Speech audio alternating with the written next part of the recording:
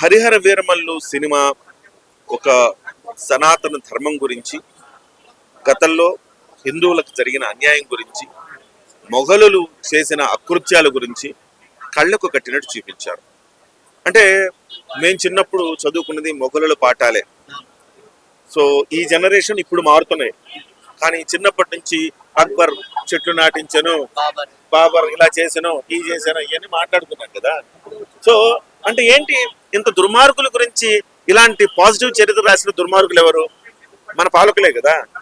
So ఇప్పుడిప్పుడు మన భారతదేశం గురించి ఆలోచించే నాయకులు, మన భారతదేశ సంస్కృతి చరిత్రను ప్రపంచవ్యాప్తం చేయగలిగిన నాయకులు నరేంద్ర మోదీ లాంటి వాళ్ళు, భారతీయ జనతా పార్టీ లాంటివి వచ్చాయి కాబట్టి ఇవాళ మనకు వాస్తవాలు తెలుస్తున్నాయి. ఒక చావా సినిమా వచ్చినా, ఒక కాశ్మీర్ ఫైల్స్ వచ్చినా, ఇవాళ ఒక హరిహర వీరమల్లు వచ్చినా, ఇవన్నీ కూడా డెఫినెట్ గా ప్రభుత్వాలు, అనుకూల ప్రభుత్వాలు వచ్చాయి కాబట్టి, అంటే మన భారతీయ సంస్కృతిని సపోర్ట్ చేసే ప్రభుత్వాలు వచ్చాయి కాబట్టి ఇలాంటి సినిమాలు వస్తున్నాయి. ఇవాళ అలాంటి సినిమానే హరిహర వీరమల్లు.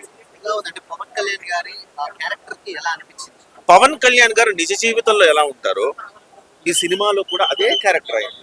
ప్రజలకు సేవ చేయాలి. మీరు ఆద్యంతో సినిమా చూడండి, ఆ పిల్లాడు అంటే పవన్ కళ్యాణ్ అనే ఒక క్యారెక్టర్ పుట్టినప్పటి నుంచి ఆ ఎలివేషన్ ఎట్లా ఉంటుందంటే, ఇతను జనసేనాని, జన సేవకుడు, జనం కోసం పుట్టాడు, జనం కోసం బతుకుతాడు.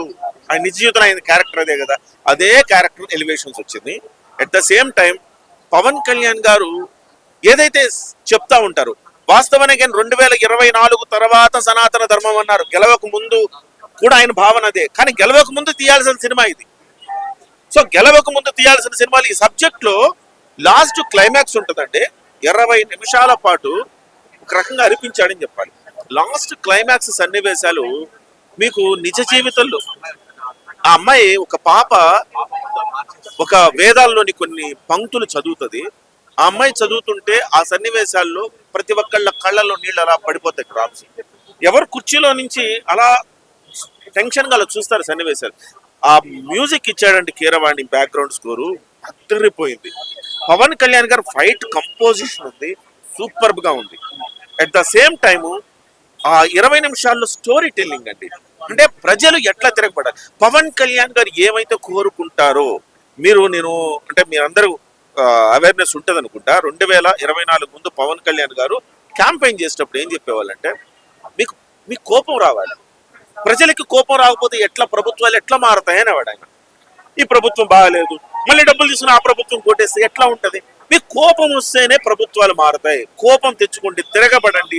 నేను ఒక్కడిని పోరాడితే కాదు, 2019లో ఓడిపోయినాకనే ఆయన బాధపడ్డా. అప్పుడప్పుడు 2-3 సార్లు అన్నారు, ప్రజల్లో కోపం రాకపోతే ఎట్లా అని చెప్పేసి. ఆ కోపాన్ని ఇందులో చూపించారు. 2024లో కూడా ప్రజలకు అరాచక ప్రభుత్వం మీద తిరగబడి కోపంతో ప్రభుత్వాన్ని మార్చుకున్నారు. ఈ సినిమాలో క్లైమాక్స్ కూడా అదే. సో ఇది సినిమాని నిజానికి ఎలక్షన్ ముందు రిలీజ్ చేయాలి, ఇంకొంచెం పాజిటివ్ అయితేనే వాళ్ళు అనుకొని ఉంటారు. ఇది ఎలక్షన్ తర్వాత, కానీ ఇదే సినిమా ఇదే సీన్లు ఎలక్షన్ లో చూపించేశారు. హరిహర వీరమల్లు సినిమా ఒక సనాతన ధర్మం గురించి, గతంలో హిందువులకు జరిగిన అన్యాయం గురించి, మొఘలులు చేసిన అకృత్యాల గురించి కళ్ళకు కట్టినట్టు చూపించారు. అంటే మేము చిన్నప్పుడు చదువుకున్నది మొఘలుల పాఠాలే. సో ఈ జనరేషన్ ఇప్పుడు మారుతున్నాయి, కానీ చిన్నప్పటి నుంచి అక్బర్ చెట్లు నాటించను, బాబర్ ఇలా చేసాను, ఈ చేశాను, ఇవన్నీ మాట్లాడుకున్నాం కదా. సో అంటే ఏంటి, ఇంత దుర్మార్గుల గురించి ఇలాంటి పాజిటివ్ చరిత్ర రాసిన దుర్మార్గులు ఎవరు? మన పాలకులే కదా. సో ఇప్పుడిప్పుడు మన భారతదేశం గురించి ఆలోచించే నాయకులు, మన భారతదేశ సంస్కృతి చరిత్రను ప్రపంచవ్యాప్తం చేయగలిగిన నాయకులు నరేంద్ర మోదీ లాంటి వాళ్ళు, భారతీయ జనతా పార్టీ లాంటివి వచ్చాయి కాబట్టి ఇవాళ మనకు వాస్తవాలు తెలుస్తున్నాయి. ఒక చావా సినిమా వచ్చినా, ఒక కాశ్మీర్ ఫైల్స్ వచ్చినా, ఇవాళ ఒక హరిహర వీరమల్లు వచ్చినా, ఇవన్నీ కూడా డెఫినెట్ గా ప్రభుత్వాలు, అనుకూల ప్రభుత్వాలు వచ్చాయి కాబట్టి, అంటే మన భారతీయ సంస్కృతిని సపోర్ట్ చేసే ప్రభుత్వాలు వచ్చాయి కాబట్టి ఇలాంటి సినిమాలు వస్తున్నాయి. ఇవాళ అలాంటి సినిమానే హరిహర వీరమల్లు. పవన్ కళ్యాణ్ గారు నిజ జీవితంలో ఎలా ఉంటారో ఈ సినిమాలో కూడా అదే క్యారెక్టర్ అయింది. ప్రజలకు సేవ చేయాలి. మీరు ఆద్యంతో సినిమా చూడండి, ఆ పిల్లాడు అంటే పవన్ కళ్యాణ్ అనే ఒక క్యారెక్టర్ పుట్టినప్పటి నుంచి ఆ ఎలివేషన్ ఎట్లా ఉంటుందంటే, ఇతను జనసేనాని, జన సేవకుడు, జనం కోసం పుట్టాడు, జనం కోసం బతుకుతాడు. ఆయన నిజ జీవితంలో ఆయన క్యారెక్టర్ అదే కదా, అదే క్యారెక్టర్ ఎలివేషన్స్ వచ్చింది. At the same time Pawan Kalyan గారు ఏదైతే చెప్తా ఉంటారు, వాస్తవానికి 2024 తర్వాత సనాతన ధర్మం అన్నారు. గెలవక ముందు కూడా ఆయన భావన అదే, కానీ గెలవక ముందు తీయాల్సిన సినిమా ఇది. సో గెలవక ముందు తీయాల్సిన సినిమాలు ఈ సబ్జెక్ట్ లో లాస్ట్ క్లైమాక్స్ ఉంటుందండి. 20 నిమిషాల పాటు ఒక రకంగా అనిపించాడని చెప్పాలి.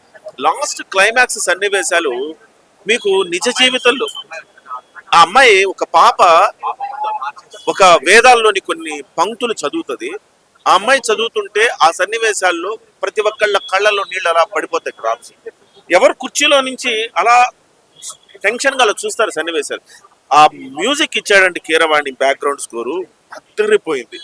పవన్ కళ్యాణ్ గారు ఫైట్ కంపోజిషన్ ఉంది, సూపర్బ్ గా ఉంది. అట్ ద సేమ్ టైము ఆ 20 నిమిషాల్లో స్టోరీ టెల్లింగ్ అండి. అంటే ప్రజలు ఎట్లా తిరగబడాలి, పవన్ కళ్యాణ్ గారు ఏమైతే కోరుకుంటారో నేను అంటే మీరందరూ అవేర్నెస్ ఉంటుంది అనుకుంటా. 2024 ముందు పవన్ కళ్యాణ్ గారు క్యాంపెయిన్ చేసేటప్పుడు ఏం చెప్పేవాళ్ళంటే, మీకు కోపం రావాలి, ప్రజలకి కోపం రాకపోతే ఎట్లా ప్రభుత్వాలు ఎట్లా మారతాయని వాడు ఆయన. ఈ ప్రభుత్వం బాగాలేదు, మళ్ళీ డబ్బులు తీసుకుని ఆ ప్రభుత్వం కొట్టేస్తే ఎట్లా ఉంటది? మీకు కోపం వస్తేనే ప్రభుత్వాలు మారతాయి, కోపం తెచ్చుకోండి, తిరగబడండి.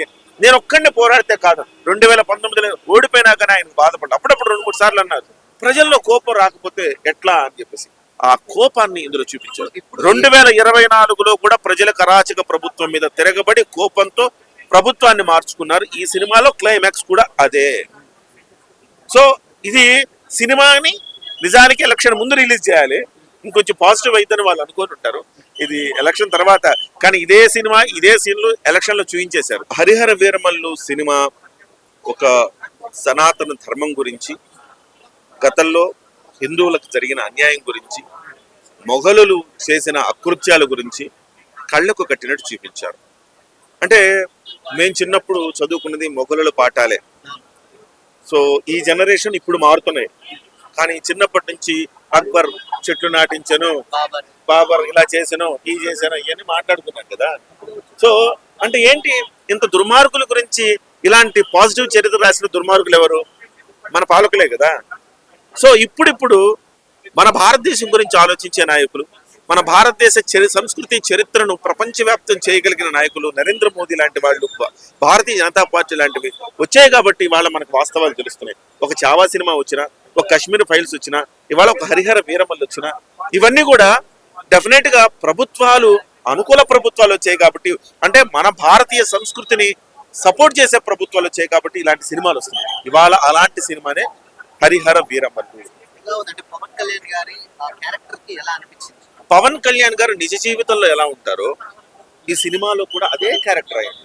ప్రజలకు సేవ చేయాలి. మీరు ఆద్యంతో సినిమా చూడండి, ఆ పిల్లాడు అంటే పవన్ కళ్యాణ్ అనే ఒక క్యారెక్టర్ పుట్టినప్పటి నుంచి ఆ ఎలివేషన్ ఎట్లా ఉంటుందంటే, ఇతను జనసేనాని, జన సేవకుడు, జనం కోసం పుట్టాడు, జనం కోసం బతుకుతాడు. ఆయన నిజ జీవితంలో ఆయన క్యారెక్టర్ అదే కదా, అదే క్యారెక్టర్ ఎలివేషన్స్ వచ్చింది.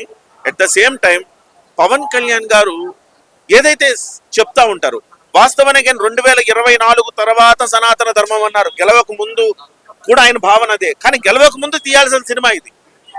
సో గెలవక ముందు తీయాల్సిన సినిమాలు ఈ సబ్జెక్ట్ లో లాస్ట్ క్లైమాక్స్ ఉంటుందండి. 20 నిమిషాల పాటు ఒక రకంగా అనిపించాడని చెప్పాలి.